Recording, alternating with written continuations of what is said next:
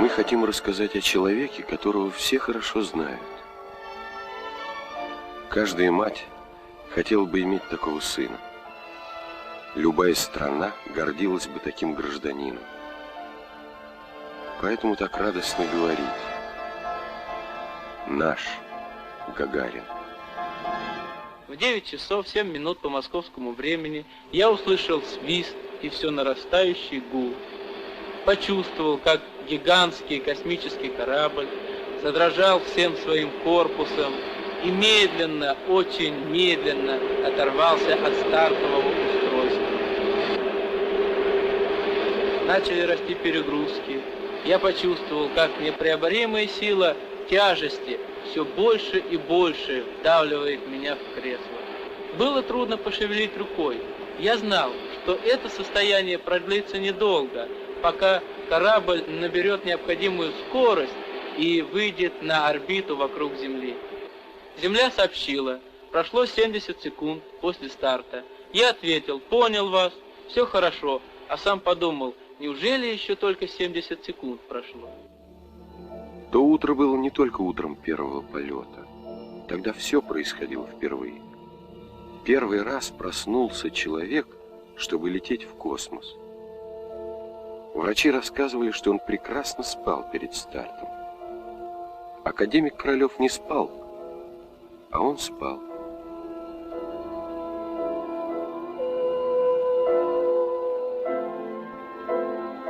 Потом первый автобус, оборудованный для первого космонавта, первый раз катил по степи к первому кораблю.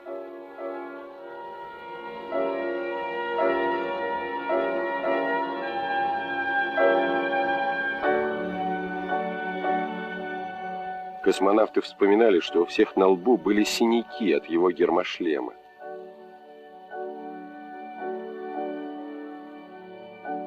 Дорогие друзья, близкие и незнакомые, соотечественники, люди всех стран и континентов, через несколько минут могучий космический корабль унесет меня в далекие просторы Вселенной. Что можно сказать вам в эти последние минуты перед стартом? Вся моя жизнь кажется мне сейчас одним прекрасным мгновением. Все, что прожито, что сделано прежде, было прожито и сделано ради этой минуты. Быть первым в космосе, вступить один на один в небывалый поединок с природой, можно ли мечтать о большем? Это ответственность перед всем советским народом, перед всем человечеством, перед его настоящим и будущим. Сейчас до старта остаются считанные минуты. Как бы хотелось вас всех обнять, далек и близких. До скорой встречи. Внимание, минутная готовность. Минутная готовность. Заря-1, я Кедр. Вас понял, минутная готовность, занимал исходное положение, занял, поэтому несколько задержал с ответом прием. Ключ на старт. Ключ на старт. Есть старт. Протяжка 1. Есть протяжка. Продувка. Ключ на дренаж. Кедр. Я в Заря-1. Зажигание. Понял вас, дается зажигание. Промежуточная. Желаю вам доброго полета. Я Заря-1, мы все желаем вам доброго полета, все нормально. Поехали!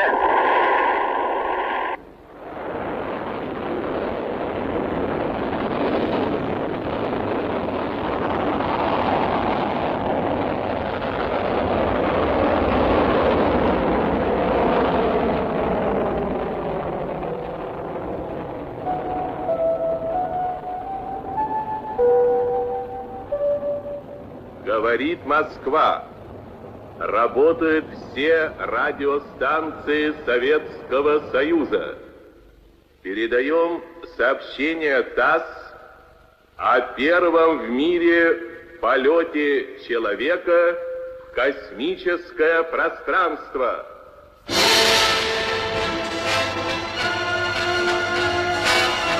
Свершилось беспримерное.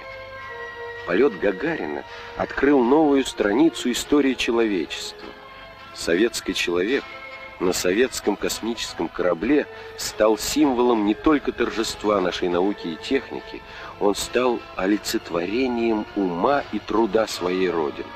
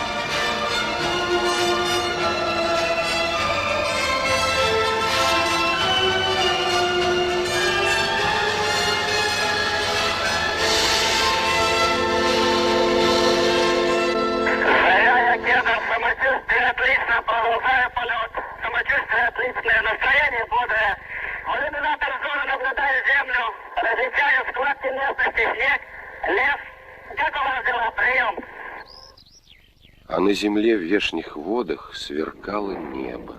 То самое небо, в которое поднялся он, курсант Саратовского аэроклуба, первый раз в жизни, чтобы никогда не расставаться с ним. Его крылья окрепли на далеком северном аэродроме, где он стал настоящим летчиком.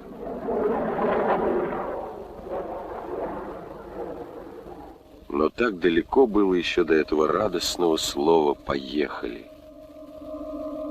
Никому неведомая работа требовала тщательной подготовки и необыкновенных тренировок.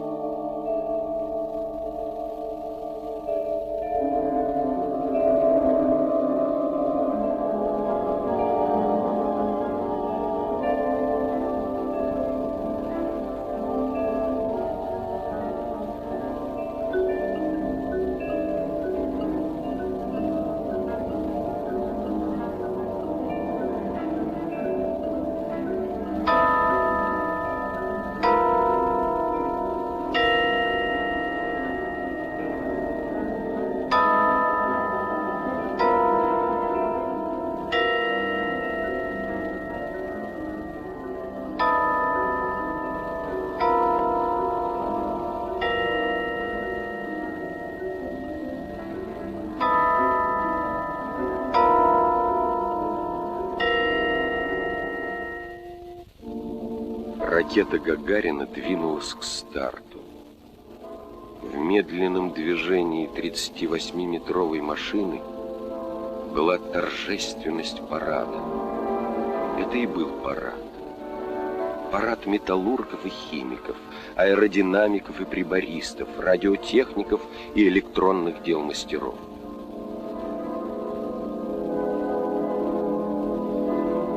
$20 миллионов лошадиных сил сокрыты внутри этого колосса, который вобрал в себя вершинные достижения человеческой мысли.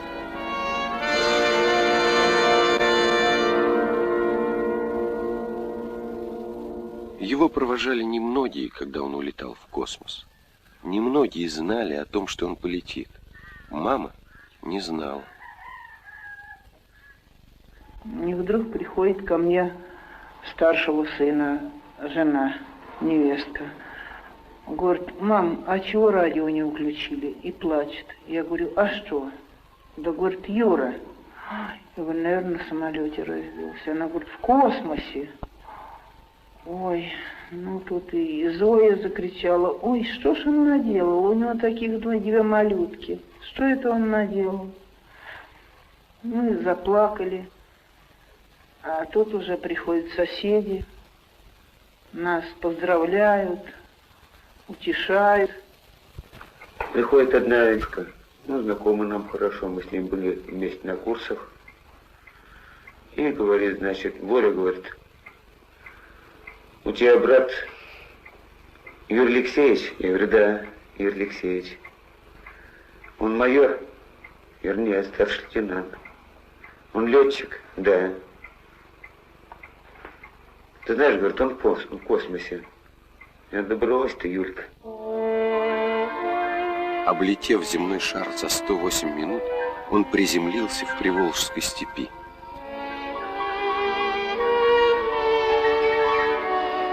Он торопился успокоить мир. Он хотел сказать ему, что он жив, здоров, что он вернулся и делал то, о чем мечтали люди.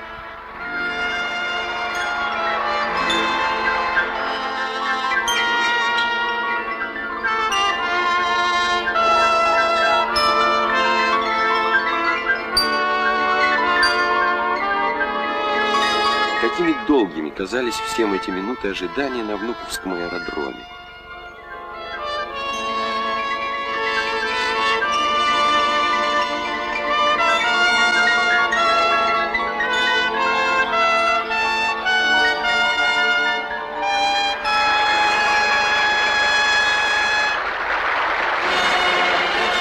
Помните, как он появился? Плотный, крепкий, как зашагал по красной ковровой дорожке.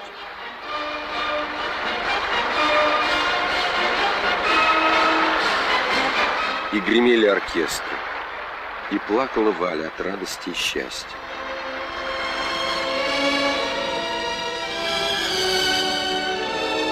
И не верил отец, что все это из-за его Юрки, что такая силища людей славит его сына.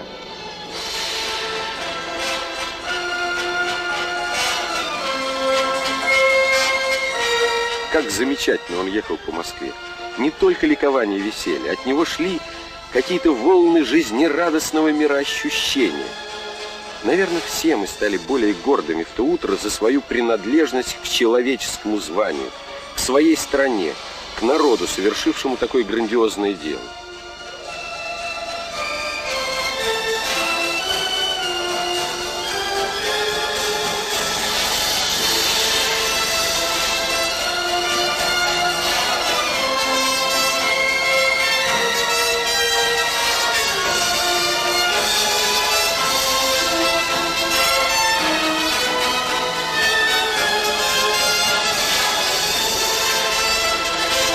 Тысячи людей улыбались ему, и он улыбался всем в ответ, немного смущенный и бесконечно счастливый.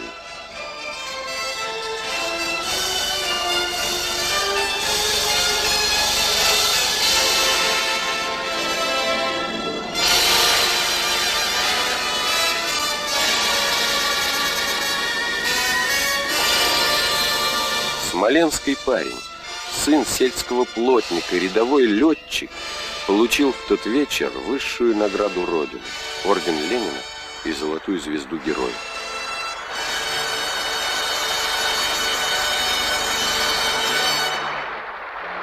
Весь мир хотел увидеть Гагарина. Среди наших современников не было человека, которого так хорошо знали и так искренне любили.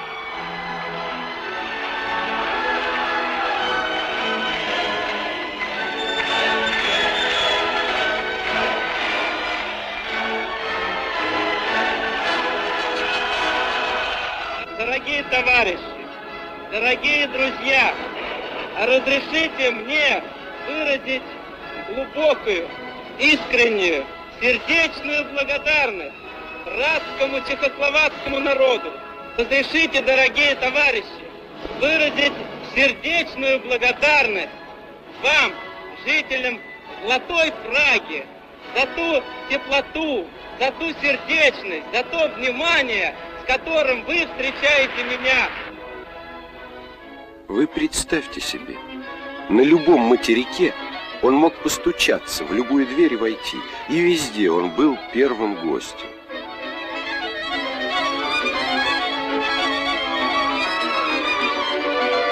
Необыкновенно было обаяние этого человека.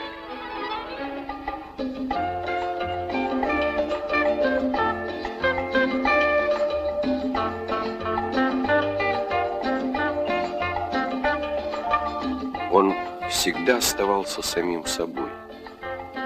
И тогда, когда стоял он на самой высокой трибуне,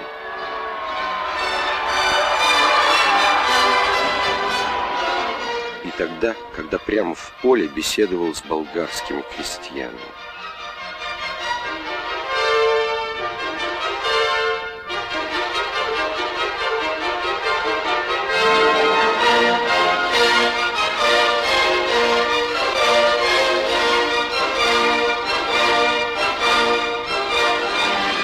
Почему так любили его люди?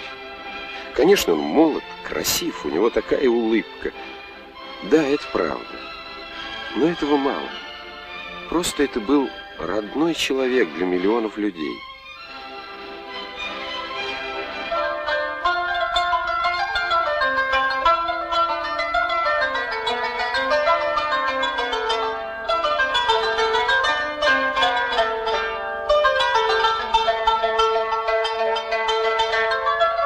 Каждый находил в нем чуть-чуть себя. Он, который годился во внуки солдатам Октября, олицетворял победившую революцию. Гагаринский виток, обнявший землю, сблизил людей. В его полете они увидели свое завтра. В его улыбке узнали будущее свое и своих детей, счастливых, веселых, добрых людей. Он был послом Советского Союза сразу в десятках стран. Он был полпредом дружбы и мира на всех континентах Земли.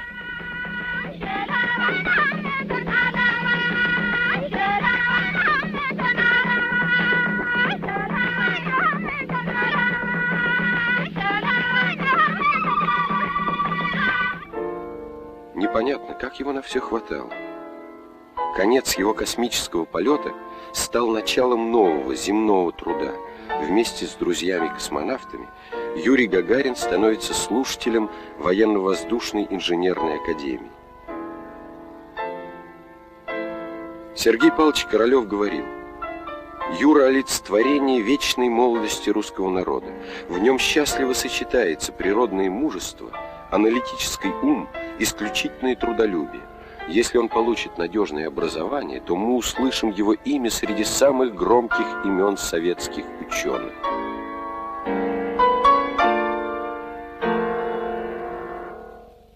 Одновременно Гагарин ведет большую работу по подготовке звездных стартов. Рубин, я Заря-1. Вас понял. Посадку в кабину произвели, проверки оборудования готовы. Проверку оборудования закончили. Все системы корабля работают хорошо. Когда Павел Беляев просил разрешения вручную посадить корабль, и на обдумывание оставались секунды, в блиц-совещании принимал участие и Гагарин. Он и дал команду Беляеву. 5 лет назад мне выпала большая честь совершить первый космический полет.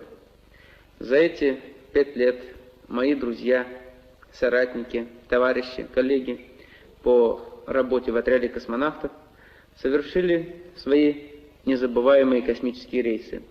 Сейчас мы готовим новый эксперимент, исключительно важный по своей сложности и значимости. Как хватало его на все. Депутат Верховного Совета, член ЦК комсомола. Это был человек, переполненный энергией.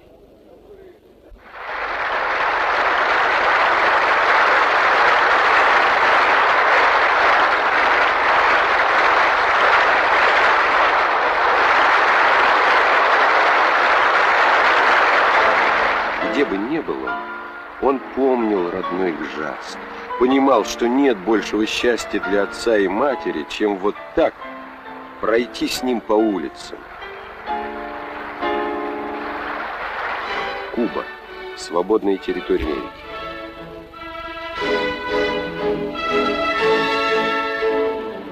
Гагарин был президентом Советского общества дружбы с этой героической страной.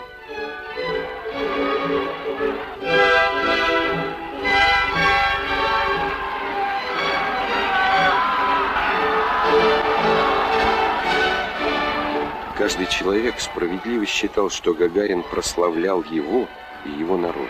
Принять его было честью для глав правительств и крупнейших политических деятелей мира. Ланеру.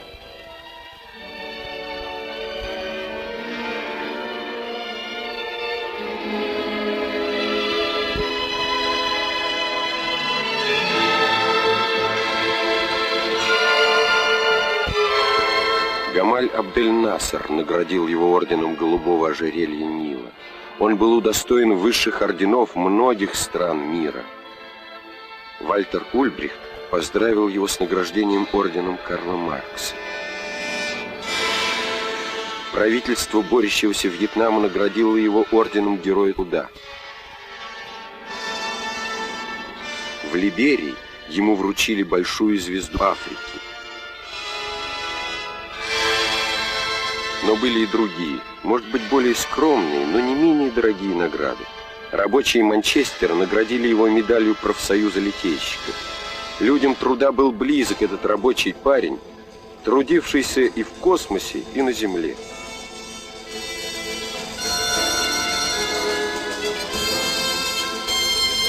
Сотни рабочих рук тянулись к нему на датских судоверфях.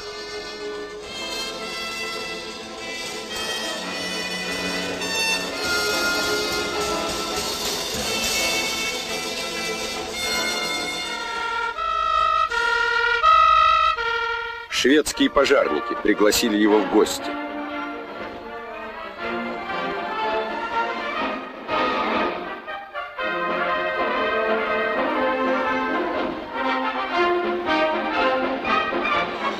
Он был кумиром мальчишек, и этих шведских, и этих из Норвегии.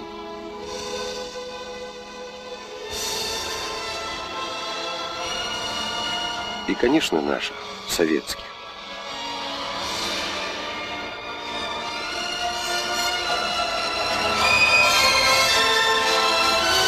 Он стал гражданином планеты, когда ему было 27 лет. Только 27. В Англии ему подали автомобиль с номером ЮГ-1, Юрий Гагарин-1.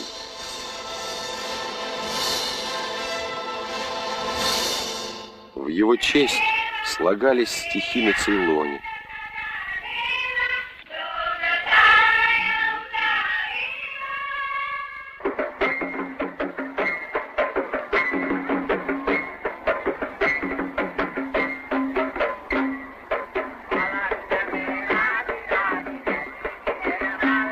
В его честь звучали песни о нем, написанные в Японии.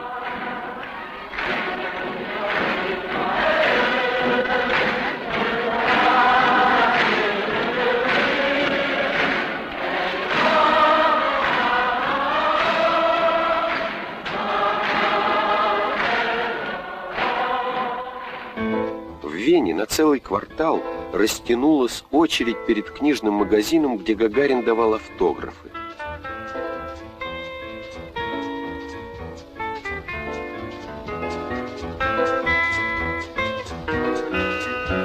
Вот взгляните, конца не видно. Сколько автографов он роздал. Он говорил, оказаться в центре внимания всего мира – это довольно-таки обременительная штука. Толпились кинозвезды, просили подписать фотографию.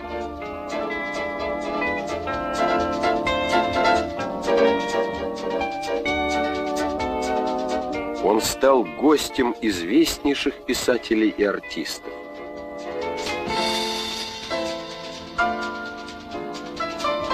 Ну давайте откровенно. Могла у молодого парня от всего этого закружиться голова? Ведь должна была закружиться, и не закружилась. Он ясно понимал, что находится на вершине пирамиды, в основании которой лежит труд тысяч людей его страны.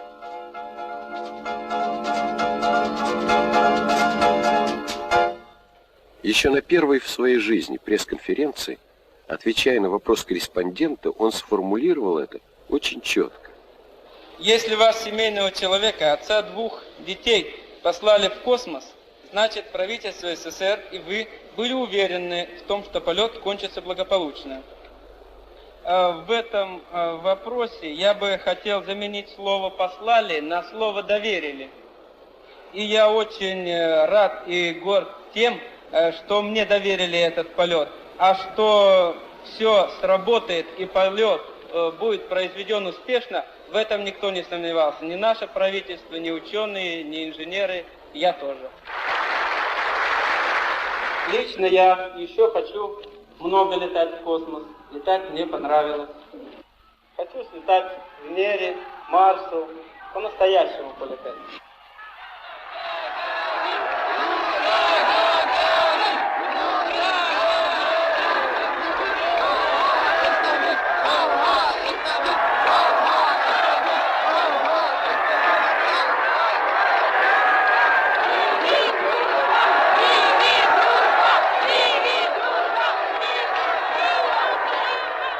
Я привез вам самые искренние пожелания советской молодежи, всего советского народа, чтобы этот фестиваль еще больше укрепил дружбу между молодежью различных государств, чтобы этот фестиваль еще дальше отодвинул ненавистное всем людям на земле слово «война».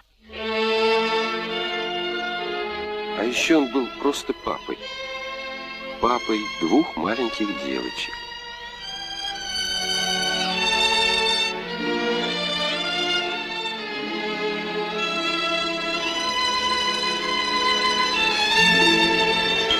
Он любил своих друзей.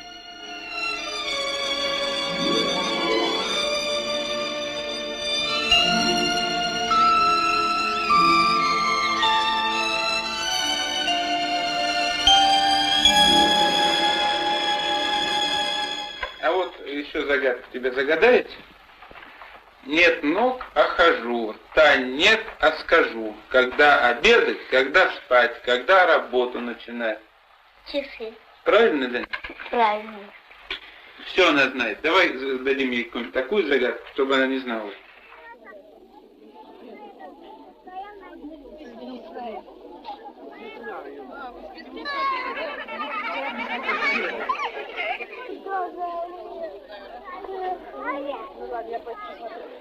Я знаю, что вы все любите мечтать о космосе и немножко завидуете нам, особенно мальчишки. А знаете, мы вам тоже завидуем. Мы летаем в космос, но это начало. Вас ждут планеты и неизвестные миры. Вам и дальше штурмовать Вселенную. Вам, юным ленинцам, кому мы с радостью передадим в будущем эстафету. Дороги космоса бесконечны. Люди будут жить на Марсе, ходить по Венере, улетать дальше Солнца. И каким бы коротким и близким ни казался потом полет Гагарина, он и через 1000 лет останется самым трудным и самым главным, потому что он был первым.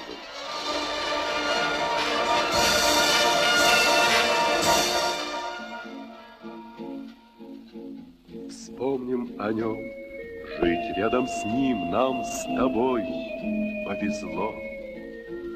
Вспомним о нем, нам он оставил любовь и тепло.